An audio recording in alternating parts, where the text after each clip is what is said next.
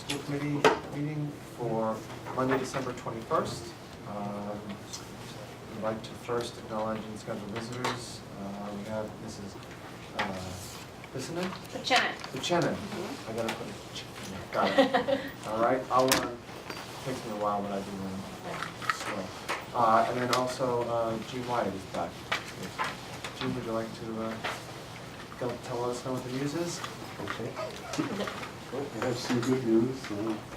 For anyone that doesn't know, my name is Gene Wyatt, and I'm the chairman of the Kingston Recycling Committee for the last 10 years. And apart from that, I've been working with the Kingston PTO for the last 8 years, helping with school recycling. And every year, the Massachusetts Department of Environmental Protection offers a sustainable material recovery grant program for schools. Given our student population district-wide, we are eligible to apply for a maximum grant of $30,000. The grant is very competitive. They only give it to one school district each year. I guess this was my lucky third attempt. So that we recently got a letter that we were awarded the grant. And there's two grants, one for $8,280 for school recycling implementation assistance, and the other one was for $21,720 for school recycling equipment. So we were awarded the full $30,000. So the grant can be used for recycling, composting equipment, educational materials, stipends, or funding for dedicated staff for planning, implementation, recycling programs, and improvements. An important part of the grant process was to show community support, so they required us initially to collect signatures on a commitment letter, and with the help of the school recycling coordinators, teachers, students, we were able to collect 118 signatures of support. And the signatories included the Kingston Town Administrator, all 5, Kingston Board of Selectmen, former school superintendent, all the principals from each of the schools in the district, facilities, custodial staff, PTO, school committee, fire chief, health agent, parents. So there was a broad support for applying for the grant. I've reached out to the 2 recent school grant recipients, Middleborough and Hingham, to get some sense in reinventing the wheel, so to kind of help me through the process. We worked with the Waste Public, and they came up with, they estimated that we could save $376 about per month during the school year if we had a comprehensive recycling program. So,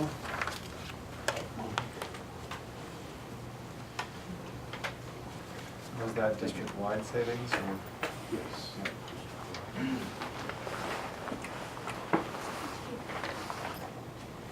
Thank you.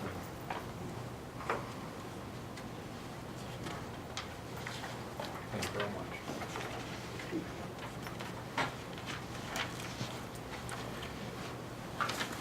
So that estimate thing was on the 3rd page.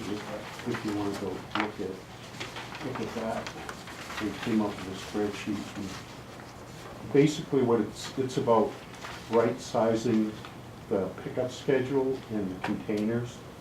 The cost of picking up recycled material is about 1/3 of the cost of picking up trash. So the more material it's diverted to the recycling, the more you save. And if you look at the 2nd page, this is something I've used at KES and KIS for the students to show the benefits of recycling.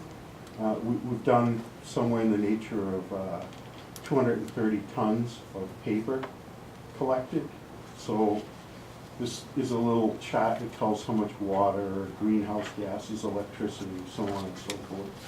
And because it's the only number I have, Kingston pays $70 a ton to get rid of trash.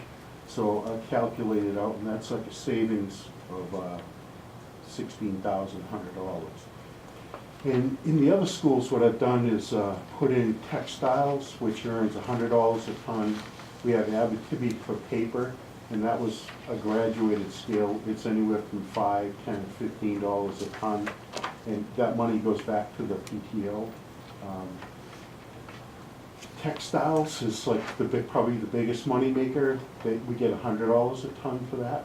So if you think about it, cost avoidance, revenue generation, whatever. So I mean, it really is worth the effort. And we currently do textiles here within the township. That CASA runs. Yeah, we run the textile piece. Or we have textile bin outside already. Awesome. That the PTO runs. So that's not only convenient, but it's apparently helping too. Well, good. Well, that's what the last page is. It tells program earned to date, and excuse the spelling errors. But his total benefit for the school was almost $2,000 between what we've earned and what cost we've avoided. So, there's no shortage of hoops that they make you jump through to get the grant money. And something they just sent out to me was that they're asking that district-wide, the school adopt like a recycling policy. So I took their example commitment letter, and I would ask if you would vote to adopt a recycling policy and sign it. That's a school committee, they would all need to adopt that as part of our policy manual, so I would have to bring it before the policy subcommittee. Okay.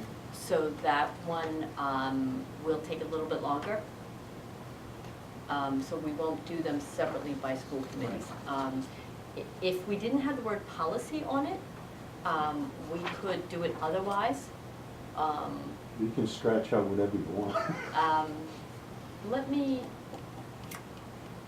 I have a copy of it that we've inputted our information in, and the problem with the policy is, thank you, the policy manual is one that is all districts, and it would have to go before the policy subcommittee.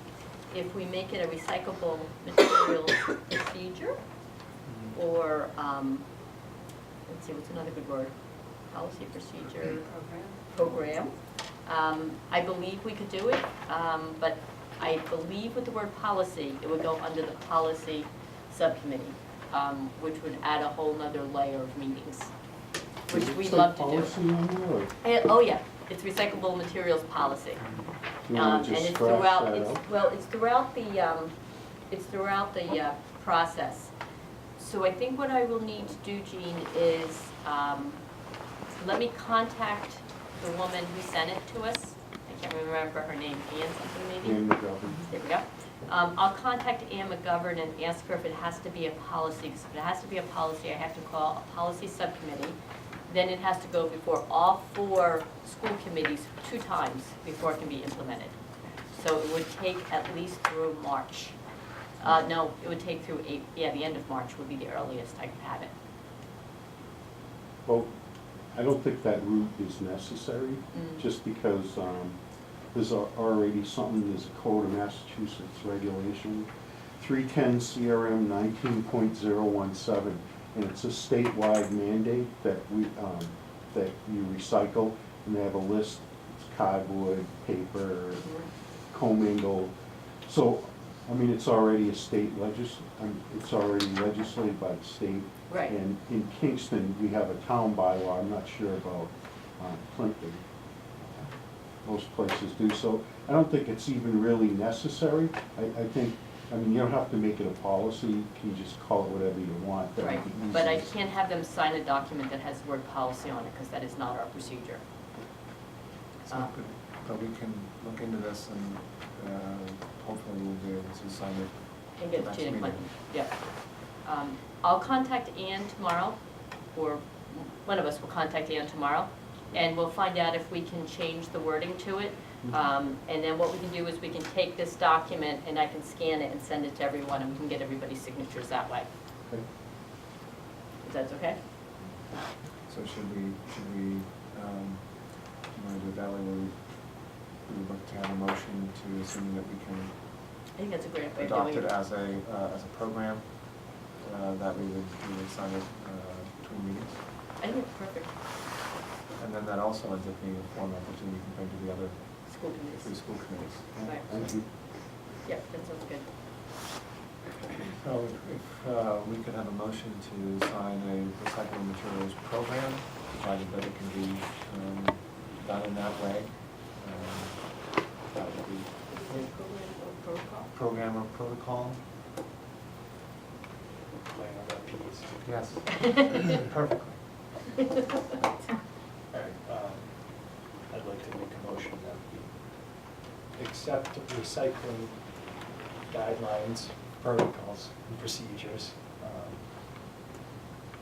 in lieu of policy. And then we would sign it, if that is okay, that we would sign that in between We meetings. sign it to show our support of the efforts that Jean's putting through and our commitment to recycling and renewable resources at the Dennett. Do we have a second? Second. All in favor? Aye. Excellent. Thank you, Jean. Thank you very much. Congratulations. Yes, thank you. We've worked hard to get this 3 Thank you times. very much. I hate to hit and run, but I No work problem. the overnight shift, so I gotta still Thank you. get ready to get there.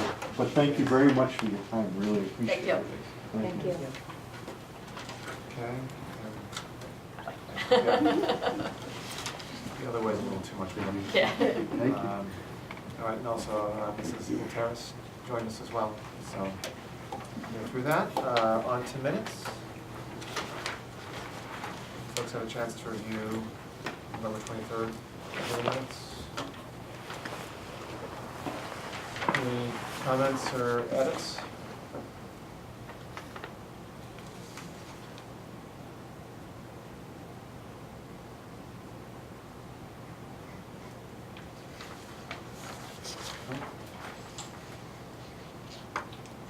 Do a motion to accept the minutes as submitted? Make a motion to accept the minutes of November 23rd, 2015. Any second? All in favor? Aye. Aye. And how about the executive session minutes from November 23rd? Make a motion to accept the executive session minutes and hold them, please, from Monday, November 23rd. A second? Second. In favor? Minutes are sorted. Correspondence. I don't have any from the box. Anything else? Okay. New business? None? Okay, moving on to unfinished business, water treatment update. I did receive something as an email. I can kind of condense this into the part that I think that we're all truly interested in, is what's happening next. Yep.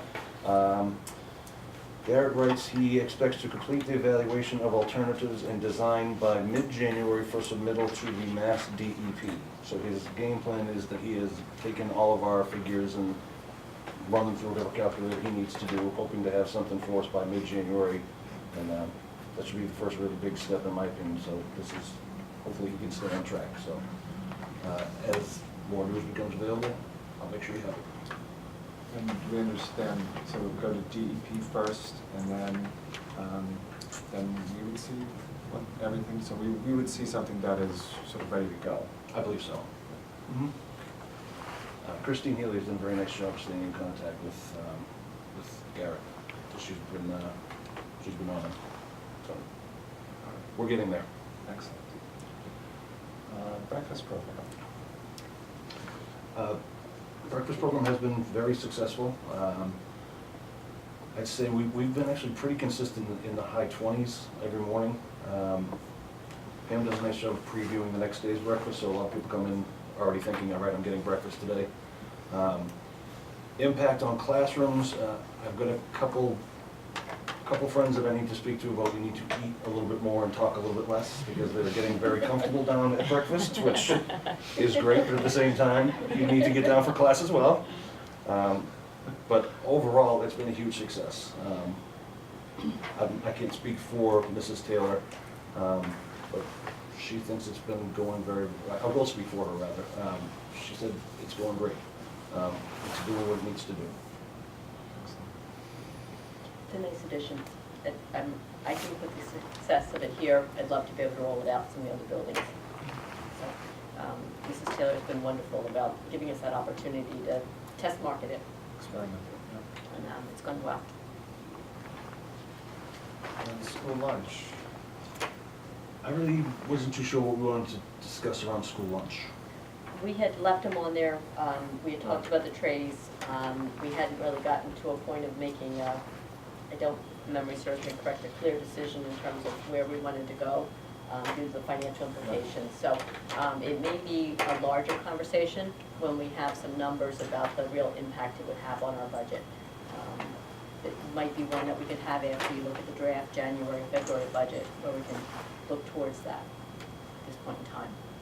Wasn't Pam gonna try some of them? Yes, To try out, to figure out like which ones really were gonna work and which ones I just haven't not. received any feedback yet on that.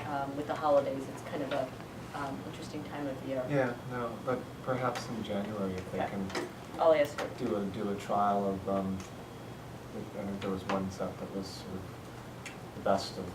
the best of both worlds, being not quite as expensive as some of the others, but Right. still meeting those requirements, and Sure. maybe try that.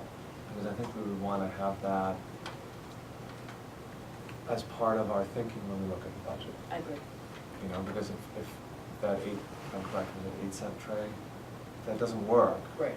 then we have other, it becomes quite a bit more expensive. I think it went 8 to 11 or 12 cents, and then to like 14, if I recall correctly. So that, it'd be good to have that information in hand at the same time, to know that we're looking at this much impact, and can we fit that into the budget? We'll see if between us we can Sure. get hold of Mr. Zioli and Mrs. Taylor. Yeah. And see if they can try that in They January. already have that in the works, and we're just, in my mind, it's not quite remembering what we, I know we agreed to do that, but I wasn't quite sure where we agreed to do it, but.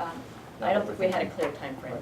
Right. We also gave guidance to use this current batch of styrofoam as well, so. Right, but I guess we probably should try them out and make sure that we don't have any disasters of food falling on the floor and having fun. Prior to budget season. I prefer not to pay 4 times the cost and have them not work. That would seem to be a not great decision, so.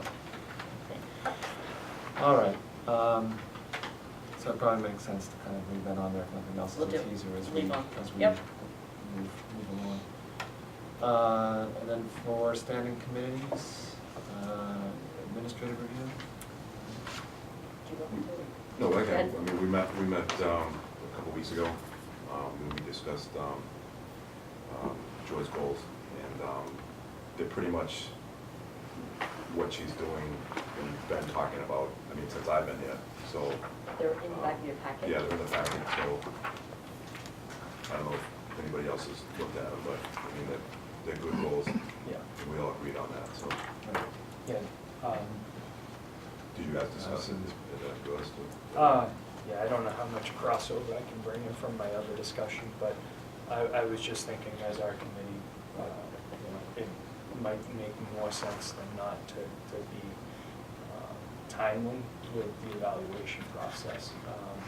Moving into budget season, you know, showing our reflection of what we think the job Superintendent Blackwood's doing.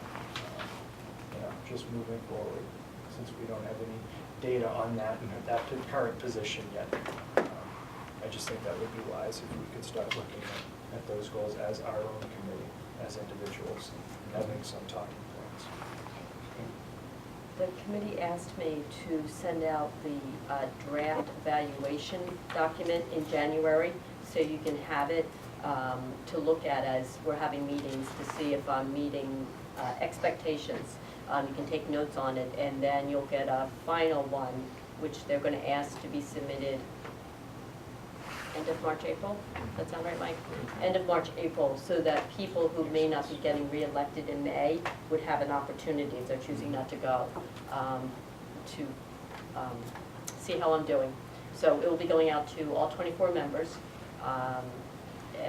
in January, and then it will re-go out in end of March, April for the final actual evaluation. And I just want to just make another point, I know it was discussed that, I guess the participation was low, I guess. Very low. The last time, so Yep. that we're all asking that, just send whatever you can to it, Absolutely. it'll be helpful. It also went out a little bit later though. It went out Because I later, remember and it I was more, got one, and it was like November, it was more like reactive as opposed, Right. you know, it was a different process. So, I've been on the school committee only a couple of months, so like Right. how to evaluate the superintendent when I Right. really haven't right, done. So I think that makes a lot of Right. sense to get it out at that time frame when you've had that experience for the half, no more than half the year. Yeah. Yeah, great. so hopefully it'll work out. All right, negotiations, just what we've been talking about in executive session. Yes. There's nothing else to share right now for that. Union 31, right? No meeting Okay. scheduled, but there will be one coming up to do the shared cost budget. Okay. Zach? We had a meeting last week, and one of the interesting things about the way the collaboratives budget works is they have to anticipate the number of students who are going to be participating.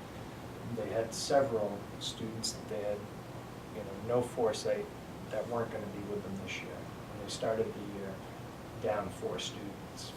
Every single month that the collaborative continues on, that hole gets bigger and more profound. But with the completion, or near completion of the academy, they've been getting a tremendous amount of referrals and interest in that space. And they're actually up quite a few on enrollment, and they're closing that budget gap every month. So right now, they're about $87,000 in the hole, but that is a far cry from the $400,000 we saw in September. Other than that, the good news is the academy should be occupied with students in classroom settings in the new year.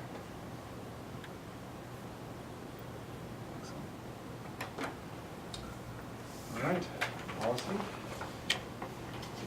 Am I doing it? Sure. Very tense. So, for those of you who aren't familiar with our policy procedure, about twice a year you get this policy newsletter from MASC. The one we most recently received was in August. What they do is they review all the districts in Massachusetts, pretty much use MASC to develop their policy manual. As new legislation comes out or new events happen, they make recommendations for updates to different policies. In the August newsletter, they recommended to school committees to look at updating the physical restraint policy. That's due to new legislation that goes into effect in January. Security cameras in schools, because that's an ongoing issue for many school districts as we're developing security cameras in our buildings. Emergency plans, and then technology policies. Again, these are all sort of happening in real time, the updates that needed to be done. So they sent us a draft policy that they asked us to review. We called it policy subcommittee meeting in November. Only 3 people came. And so we called a second policy subcommittee a little later in November where we had a little bit better showing. So in this first packet is the newsletter, and you received this ahead of time if you had an opportunity to read that in your spare time with all your holiday shopping. So there was the current policy in the packet, which is what is currently in our policy manual, which is posted online. The next page is the policy that is being recommended by MASC. And again, that's how it's set up. If there isn't a current policy listed, that means we never had one in that area. For instance, we never had a policy at all on security cameras before. So this first packet is sort of the history of the policies. The second packet, which looks like this, is the recommended policies from MASC with the edits that we as a policy subcommittee recommended, also including recommendations from our legal counsel as well as our technology director. And in this one, you can see it's tracked. The changes are tracked. So the procedure for adopting policies is there's a policy subcommittee which has representation from all 4 school committees on it. They review the policies, and then it's brought forward to all the school committees. That's done 4 times. It's a bit of a Groundhog Day just because of the layout of our district. The first reading is what I'm going to ask you to do tonight. I'm also going to ask you, if at all possible, please, to waive the actual reading, because otherwise we actually have to read all of these. And I'm sure all of us would love to go home and get some dinner a little later. So the first part is to waive the actual reading, and then you accept them as a first reading. The policies are not adopted until after the acceptance of the second reading, which will happen in January. Then they become part of the policy manual, which is posted online. If you have any questions or concerns, or you wish to make any changes, we have the month to do it, or we can discuss them this evening if you've had a chance to review them. They have all been reviewed by our policy subcommittee, and they've already sort of weighed in on any suggestions or concerns they have. And hence the edits. Hence the edits. Okay. So, any questions? So then I would look for a motion to waive the reading of the policies presented tonight. Make a motion to waive the actual reading of the policies. Second? Second. All in favor? Aye. Aye. All right. And then we look for a motion to accept this is the first reading of the Exactly. policies. And I would ask if you actually could list the policies for me. I'd like to make a motion to accept the first reading of EBC, ECAF, IJND, IJNDB, IJNDC, and JKAA. Have a second. Second. All in favor? Aye. Thank you.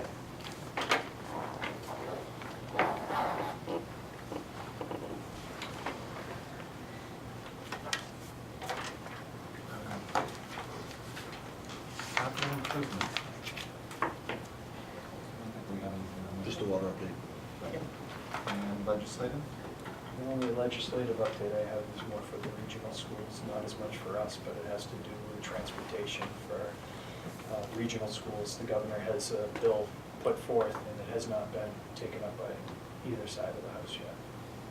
But it puts into the verbiage appropriations for regional transportation when available, instead of mandating that it be paid for by the state. It's a little scary.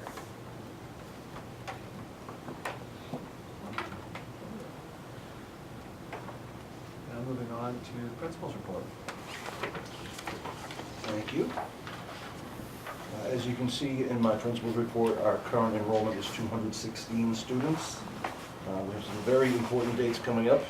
December 24th is the start of our holiday vacation. Clearly, January 1st, start of the new year. School reopens on January 4th, which is always an interesting day after that vacation.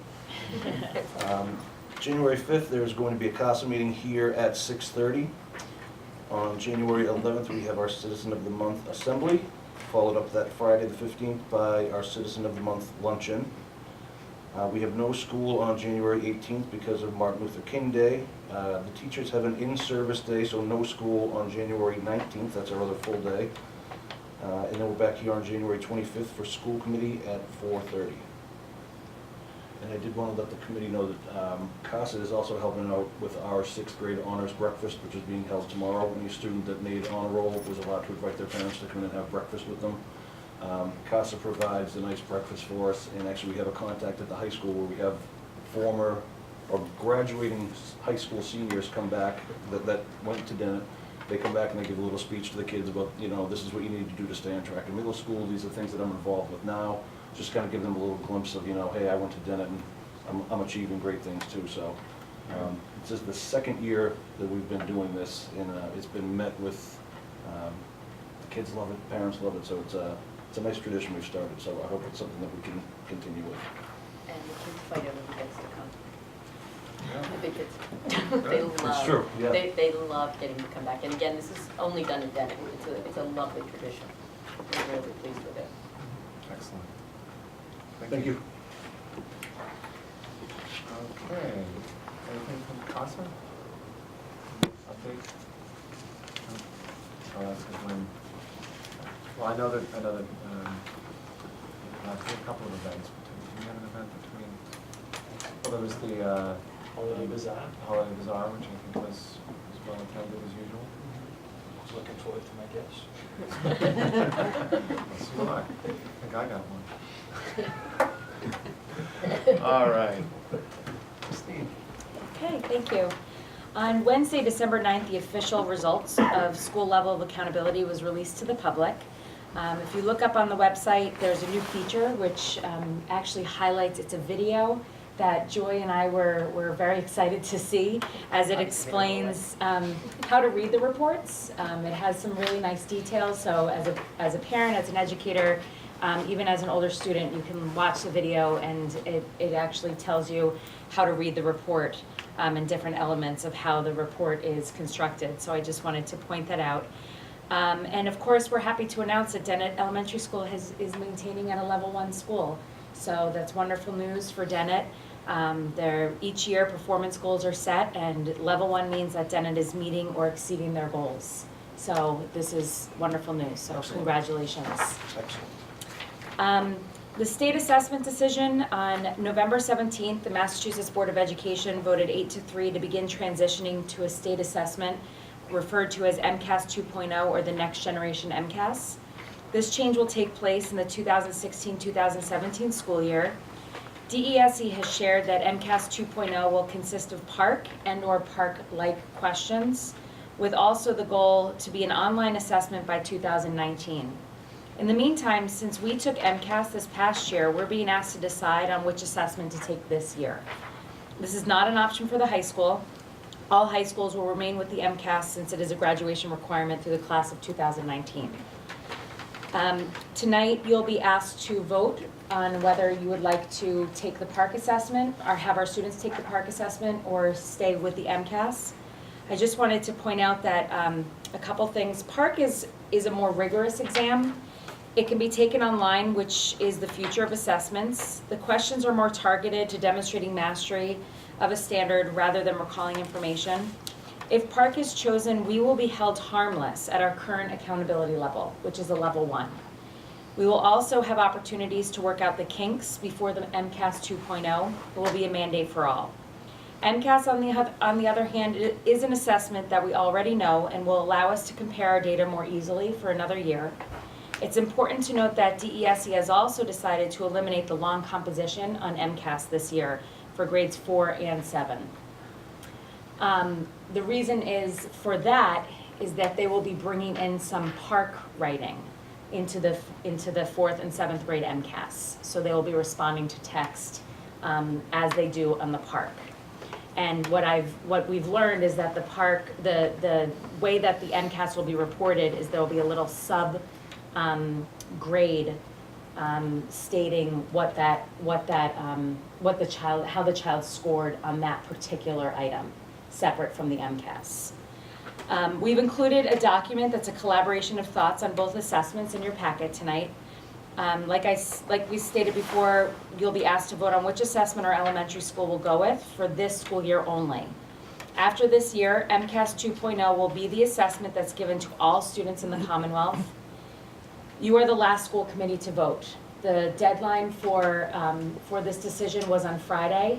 However, Superintendent Blackwood did request an extension so that you could have the opportunity to vote this evening. Silver Lake and Kingston have chosen PARCC. Halifax has chosen MCAS.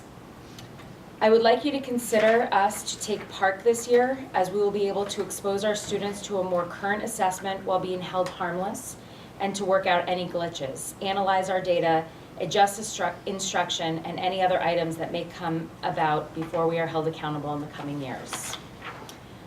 I also want to recognize that there are still many unanswered questions about the new assessment, the new state assessment regarding what the questions will actually look like, what grades will be assessed online versus paper and pencil, etc.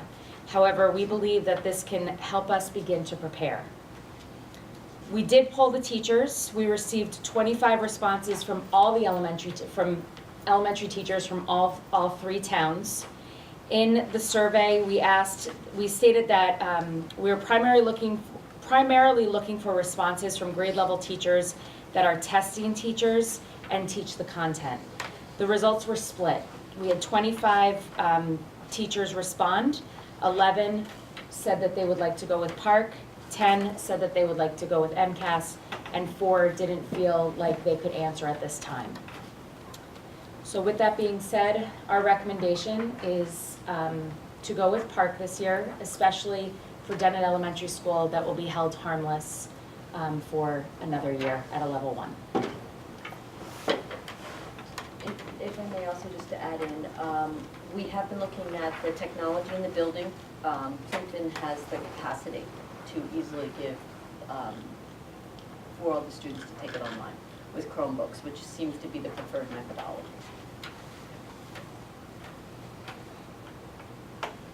So if I recall, the last time that we experimented with Park with a couple grades and we had to shut down this area for a few days, is that no longer an issue? Given the amount of Chromebooks? Correct. The issue that we had a few years ago was that we had limited amount of Chromebooks and we also had limited wireless, but the wireless was not as reliable as it is in the building right now.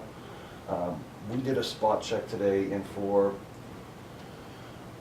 a very, very minimal cost, we can make sure that this can be done in the child's classroom where they sit every single day. They will have the ability to, again, not have to come down to the computer lab. We won't have to shut down any areas. The only requirement, if I heard the tech guys correctly, is that, let's say grade 4 is taking the test, please make sure that the classrooms around them are not logging onto the wireless just in case. But if I heard Mr. Pello correctly today, I think we could do this very easily, quite frankly.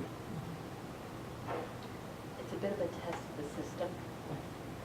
You know, it's a little hard to know until we put it in place.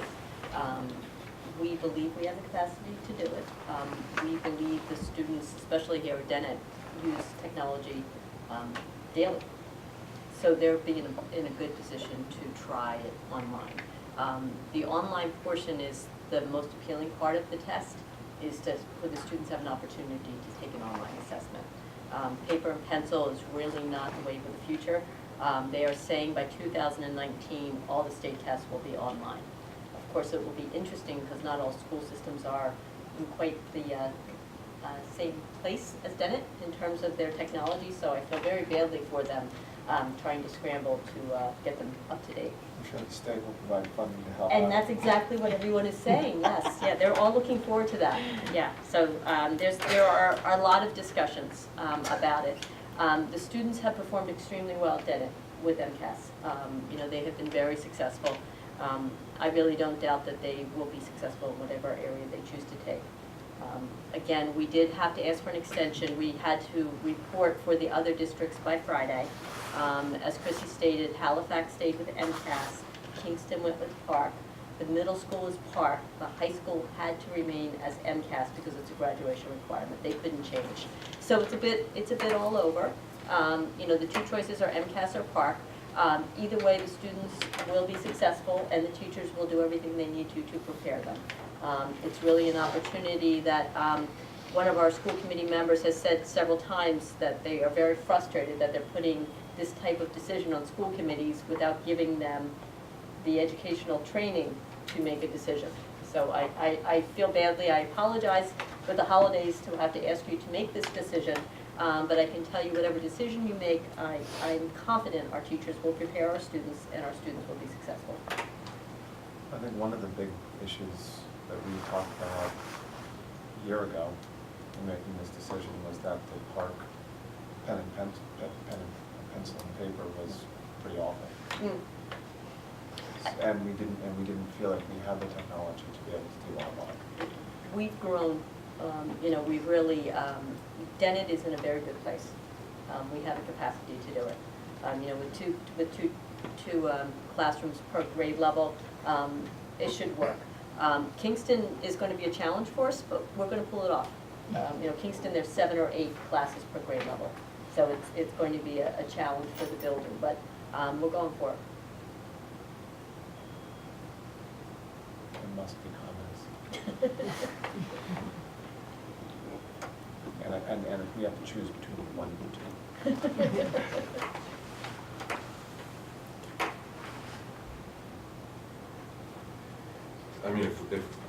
I mean, I guess if we have technology here to do it,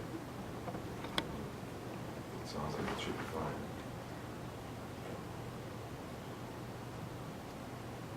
I wasn't here last year, but it sounds like we're in a better place than we were a year ago.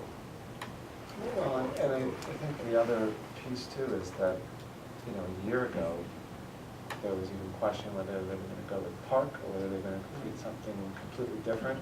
Now, I don't know that this guidance that we have, that there's going to be Park-like or substantially based on Park is worth anything more than the ink it's printed on the paper, because they don't seem to be able to, they've been making a decision for 4 or 5 years now. Yeah. But that's the information we have at the moment. It is very difficult and very painful for us to depend on the state for information. Originally when they were voting in November, the commissioner was going to vote on either MCAS or Park. It came down to the wire. There was a lot of pushing back and forth politically.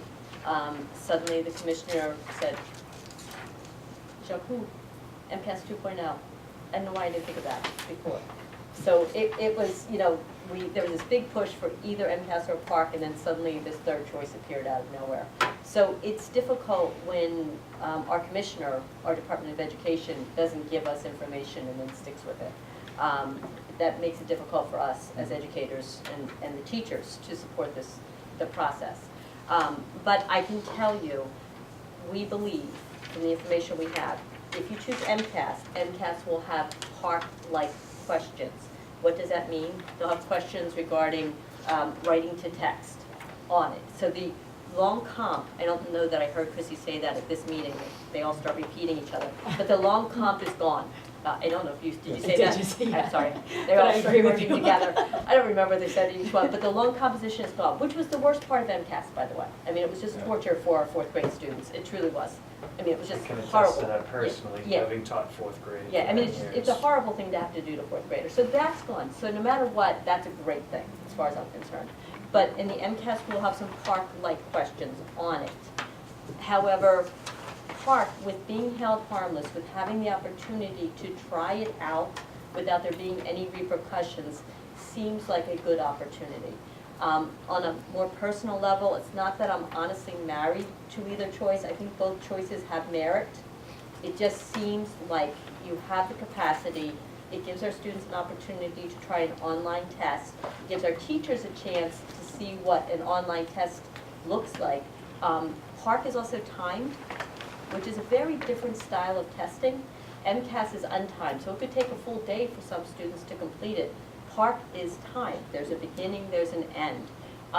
That's good and bad. It will cause a different teaching strategy. That is what MCAS 2.0 is looking like it will be, as a timed test, because it was having such an impact on school systems trying to schedule and trying to get everybody through. So it's stylistically very different.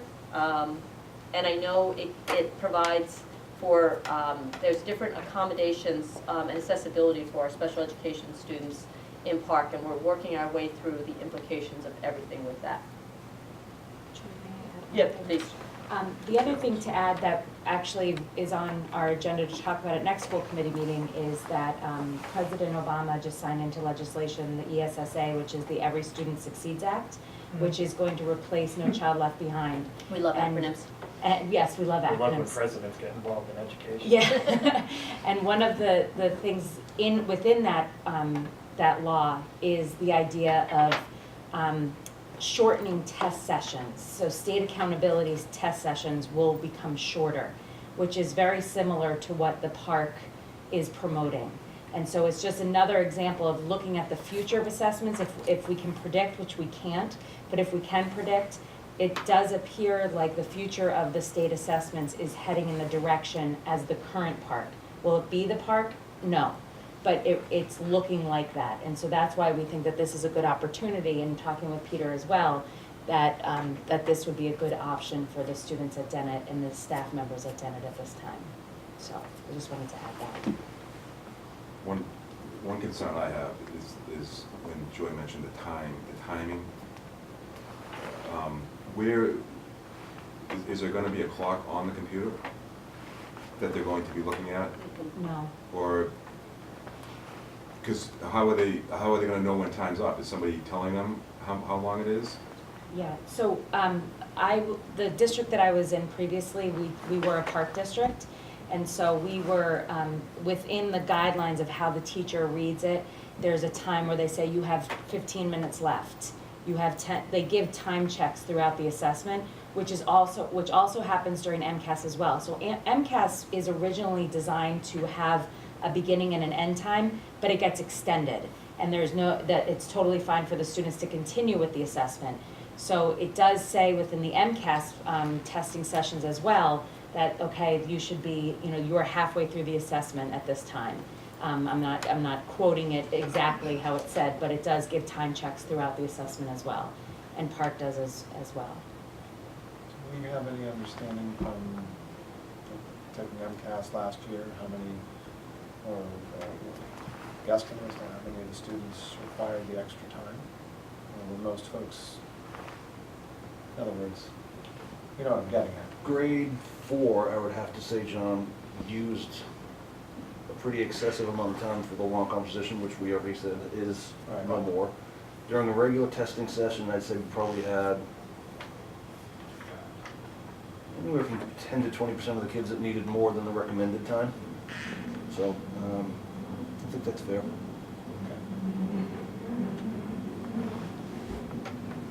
Awful quiet, Mr. Frank.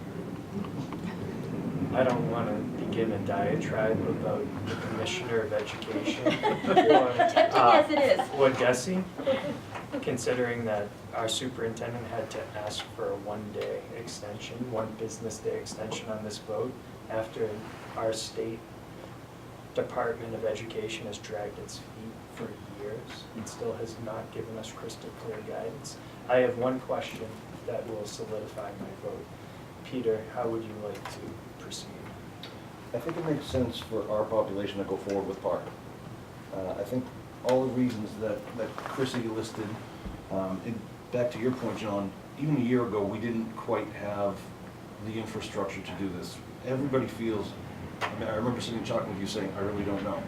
I can say right now with a lot more degree of confidence, yes, we can do this. And we won't have the glitches that we were potentially looking at. I think that, again, all the positives that Chrissy listed, I think it's time. We have the ability, the kids are no longer, well, as Joyce stated, paper and pencil tests are not exactly looking toward the future.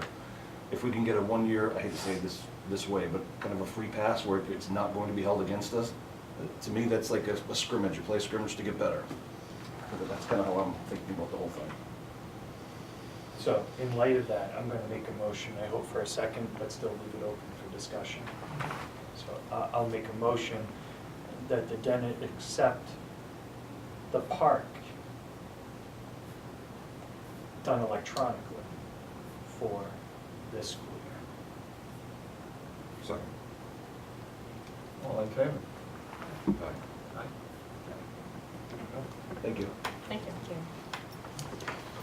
So, just to update you, we have our sleep study subcommittee of the Silver Lake, but also inclusive of all 3 towns and elementary schools as well. We've had 2 meetings.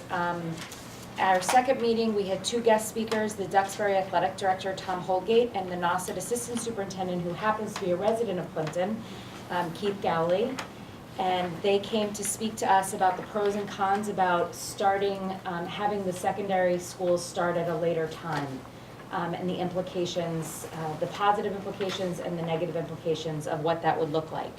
Our next steps are we're meeting January 7th from 4 to 5 at the middle school library. Anybody's welcome to attend. We are going to plan some educational forums throughout the towns to educate the families on just the actual research that's out there about having our secondary students start at a later time, and then potentially answer questions. After the forums, we would like to start building a survey to see if there is interest with the families. What does that mean? Does that mean that the secondary and the elementary schools swap? Does it mean that everybody pushes back time to start? So just kind of look at what the interest is within the community. So that's where we are on that subcommittee. And that's all I have. I'll just we'll wait to see where this goes. Yes. It's a complicated issue. It's very complicated. Very. Thank you. You have your financial report in your package. Christine Healy, our business manager, has been working very diligently to build our budgets, which I will be presenting in January. My hope is to actually mail you a draft budget, believe it or not, a week before the school committee. And I'm actually going to get that out for Halifax, and there's this January 4th before Christmas. So I'm hoping to keep doing it. It's sort of one of my personal goals. I didn't put it in writing because, you know, but we're working towards that. So anyway, so I gave Christine the night off because she's busy doing other things. On your financial, there's one item of concern on the financial, and it's on page 6 of the detail in the middle of the page. There's currently a deficit of a little over $6,000, $6,533 in out-of-district special education in the transportation area. And it's the best information we have at the current time. And that is based on our current out-of-district special education population and the transportation needs. As you know, it's always very fluid. Sometimes things go up, sometimes things go down. This is not a number that is enough that any of us are really concerned about at this point in time. I just want to point it out to you, but it is a real number. The good news, on the other end, sort of a Christmas present, is we continue to have an out-of-district vocational surplus of just over $60,000. That surplus is from two sources. A student decided not to attend an out-of-district vocational program, and also we had much lower transportation costs because we were able to have a larger number of students within the 3 towns attend the placement, and so the actual cost of the transportation went down. So that's good news. So with that, you pay per van? Is that sort of the issue? Yes. You put another person on the van? It lowers the overall cost. Yes, per town. Yep, exactly. So, yeah, can I just ask a question on the transportation cost? Yes. Right? Does fuel move this number at all or no? If there's a change, and I'd have to, and I apologize, I can't remember exactly how the contract reads off the top of my head, but if it changes a certain amount, it does impact the cost. And I don't believe it's changed within that amount. Yeah. But I think the bigger issue is that if we end up adding transport to another program that we didn't for one student, then that's a large incremental cost. Right. Because it's the cost per vehicle, less so than the cost per student. It's whenever we can carpool and we can add students from Middleborough or Plymouth or Duxbury, we all merge together because all of us are struggling with this. It is a very expensive process. You know, a vocational student can cost upward of $33,000 to go to one of the vocational programs. It is within their rights. There has been different moves about legislation because it costs more than a public college for the school system. So, but at this point in time, you know, it's a program where many of our children might go who are interested in veterinary science or large animals or you know, farming, whatever it may be. And you know, our students go, and it can add up to, as you can see, quite a large amount of money. So. But again, the good news is hopefully at this point in time, we'll be returning some money to the town, which they always appreciate. Anybody have any questions on the financial? Nope. Okay. As I mentioned last month, we have had a meeting with Peter. He developed his first budget recommendations. He did a great job, as he always does. He is very fiscally responsible and asked for what he needs for the building, and the building is beautifully maintained, as you all know. And I wondered if, over the last month, if you've had an opportunity to think of any programs or any areas that you would like to make sure that we include in the budget. As I mentioned, my hope is that to actually get the budget to you a week or so before the meeting. You know, one of the areas that has been mentioned to me, and I have heard over the last 10 years I've been here, is that you don't like getting the budget the day of the meeting, which I certainly understand because you don't have a chance to read it. So one of my goals is to get that to you a week beforehand. So we're working very hard to achieve that goal. And I wondered if there's any other areas other than some of the things that we've spoken about that you're interested in. Some of the ones that we continue to focus on is we are looking towards completing that science implementation of the new science textbooks. As you know, we are piloting 3 programs this year, and the hope is that we will be able to make a decision and begin the purchasing process this year and complete it next year. We have not decided on which programs. The teachers are still piloting the programs. Are you piloting, Megan? I can't remember. You are. So Megan's one of the people piloting. I thought you were. Which is good what I guess, right? We have different grade levels piloting our programs. I think it's going very well. I think it's been a good experience for the people piloting. And we'll be making a decision March. That's what I believe, March, on which program that the teachers are going to recommend and to work with administration on that.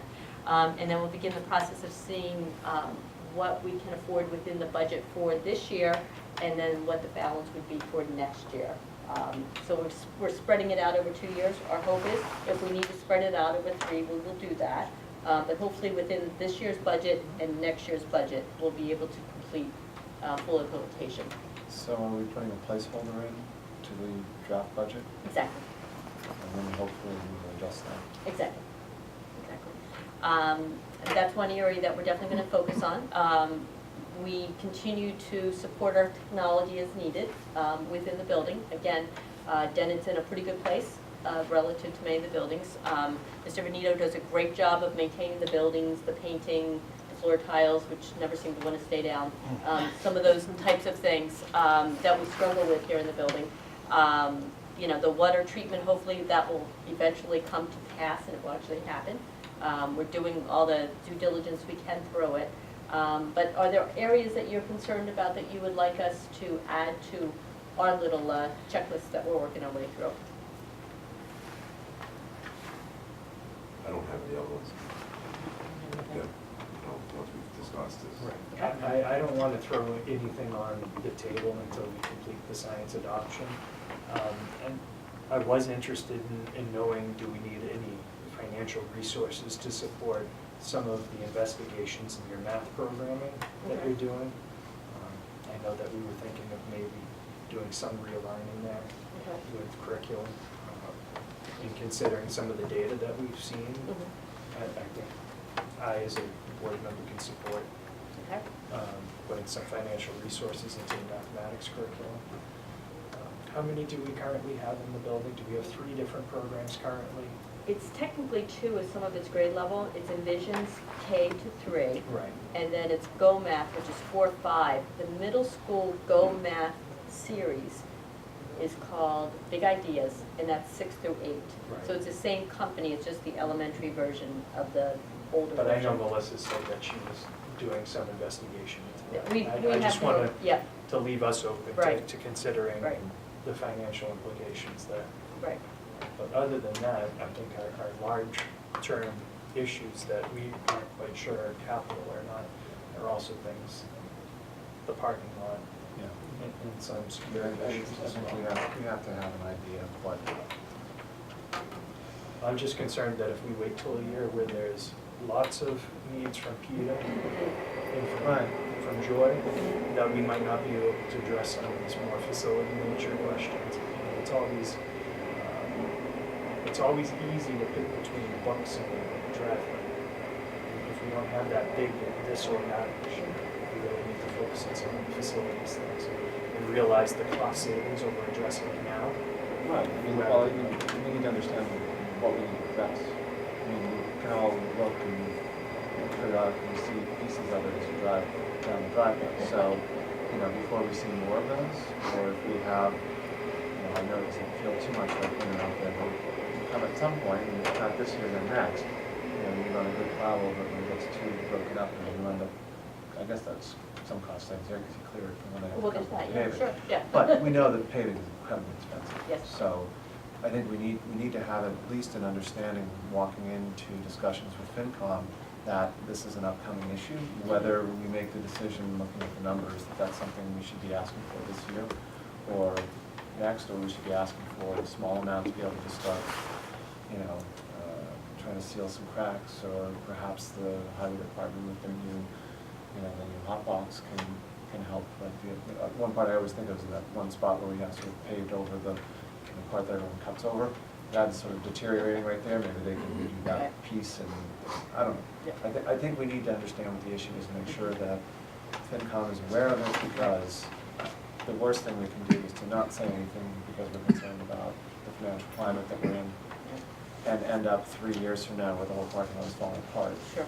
And then we're Being going to proactive. town for a lot more money because it takes so much. Because I don't think there's been much maintenance of the parking lot, because I think until this year, it wasn't entirely clear as to whose responsibility that was. Right. That is now clear. Right. It ends up being ours. So I'm wondering, what we can do now to gain that insight onto the condition of the parking lot. Do we have any money in our current budget to perform that kind of research? Do we have someone at the district level who knows buildings and grounds who can come over and maybe give us a little bit of help there as well? Or in combination, some of that with the highway surveyor to just give us, If the highway give us surveyor was some- willing to come out, just give us some thoughts of even what to ask. do you think Mr. Mulcahy, would he be your choice, or would it be someone else? He's my go-to for everything. At least, and if he can't do it, he'll point me in the right direction. Yeah, and just to get an understanding of even what we're talking about or thinking about, or in a way to even either piecemeal approach it or understand, because it may be of more benefit, you know, because of the capital improvement account that they have. Sometimes it's better to spend a little bit more to be able to get a little further down, because it comes out of those funds and not out of the general funds. Right. But those are sort of decisions we need to have the information to give, so that those decisions can be made by FinCom Sure. and their recommendations. So I can ask Mr. Mulcahy to come down and perhaps give us, I mean, I don't know if he can gauge this or not, but a very wide ballpark figure, but what this might cost if we do X, Y, and Z. Right, now, is there a certain amount that you could just be, you know, maintained with ceiling? Is there some that we would need to just repair? Is there some that they could repair and then we could do some ceiling? And if so, what would we start with first, or that? And if he says, look, you're gonna need some real estimates about that, then we would probably have to look that'd be to great. get that. But I think it needs to be, those and a couple of other things that we've already talked about need to be as part of our discussion with FinCom, from how we might want to put that together as a capital plan. You know, out over 5 years type of thing. Sounds good. I can certainly get a hold of Mr. Mulcahy. I'm happy to do that. Right. Thank you. Peter. Would anybody have any other areas they'd like to make sure we conclude or address? Excellent. Coordinated program review, I just wanted to mention the state will be coming to do an audit. They are coming to do an audit of all 4 districts. That happens every 6 years. It is a huge amount of work. It's a wonderful thing for me to get to do my first year as superintendent. And so last time they came 6 years ago, they only came once for a week and did all 4 districts simultaneously. This time they are going to come and visit all 4 districts separately. So we're going to be spending lots of time working our way through the requirements. They will be in Halifax the 2nd week in January, and then they will be in Kingston, then they will be in Plimpton the 1st week in April, and they will be in Kingston the third week in April, Silver Lake the 2nd week in April. And so it's going to be special times in April. We're very pleased to have them come visit us. And we have been gathering a tremendous amount of documents to share with them. They are reviewing our English language learner program. They're reviewing Title I. They're reviewing civil rights, and they're reviewing special education. The big one is special education. I can tell you for Title I, we got great news already. I used to be the Title I director when I was Chrissy. When we made the switch over, because we had so many changes and reconfigurations and new people doing the job, Melissa Farrell, our K-6 curriculum coordinator, became the Title I director, and she submitted all the Title I documents, and we have been fully approved already, and they are going to use her work as an exemplar for the state, which was wonderful. So I couldn't be happier for her. I think it really shows her dedication and all the hard work that she's put into the program to make all the great changes. And I kept telling her it wasn't that bad shape when I gave it to her. So anyway, no, she did a great job. She put together this wonderful little PowerPoint just to sort of organize everything, and she's got phenomenal organizational skills, which is just what she needs for that position. So I'm very blessed to have her and everyone that I work with. So anyway, they will be visiting Clinton in April. I just wanted to let you know that, and just in case you hear, they're in Halifax the second week in January. And then the final thing on here is just the distribution of your goals, and Mike did a great job of mentioning that earlier. Again, sometime in January, we'll send you the draft of the evaluation document, so you can have it, and as we're having school committee meetings, if I do something wonderful, you can make a note of it. If I do something terrible, you can forget or not. And we'll go from there. How's that? Works. Just a couple of other quick things in the packet also is the full version of the presentation that we had last time that Marie Grable gave on special education. This includes all of the slides. It includes both sides, both pages. So It's easier that way. that helps to make that easier for review later. And then I also just wanted to note, we talked last time about the report cards. Mhm. They were great. Excellent. I mean, they were great when we were looking at them here, but then being able to get them at home and be able to look at them, I think that was definitely a great improvement. Excellent. Good. And very easy to read.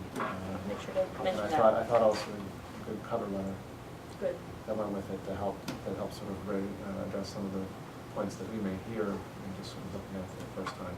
So, excellent. Anything else, folks? No? Ben? All right, well, I guess I would entertain a motion to enter into executive session. We've talked Oh, about second, okay, negotiations, so perfect. the purpose of negotiations and then so on and so forth. I'd like to make a motion to adjourn from regular session in order to enter into executive session for negotiations, not to return to regular session. Do I have a second? Second. Okay, and roll call. Yes. Yes. Okay, thank you. Thank you, good night. Merry Christmas. Thanks, Ed.